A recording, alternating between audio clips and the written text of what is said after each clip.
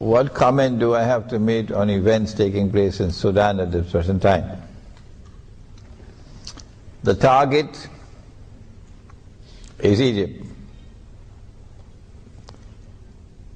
The target is Egypt. Why is Egypt the target? Because someone changed the Torah and wrote into the Torah that the Holy Land extends from the river of Egypt to the river Euphrates. So that entire part of Egypt from the river Nile to the Red Sea, it's called the Eastern Delta, belongs to Israel. The reason why they put this as part of the Holy Land is because the Jews lived in the Eastern Delta for a few hundred years when Joseph, Nabi Yusuf alayhi salam, was in Egypt. In order for Israel to take the Eastern Delta, you'll need more than simply an aerial attack and bombardment. You need a ground invasion. You need a ground invasion. But Egypt is a big country, and Egypt will respond ferociously. So you need a multi-pronged attack on Egypt. And that's why they got this bogus Zionist jihad.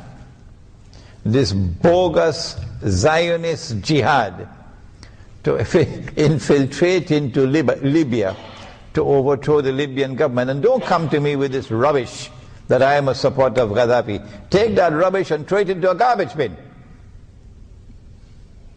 I've never been a supporter of Gaddafi, and I'm not a supporter of him now, so take that rubbish and throw it into a garbage bin. The Zionist jihad from Saudi Arabia, that version of Islam, entered into Libya, supported and armed by Turkey, supported and armed by Saudi Arabia and Qatar and by the Zionists and by NATO, to overthrow the regime in Libya. And when they succeeded, Libya became a NATO state. You can't get NATO out of Libya for the next 25 years. So when the attack is launched on Egypt, there'll be a ground invasion from the east, Israel. There'll be a ground invasion from the west, Libya. NATO will attack from the west. And what about the south? What about the south?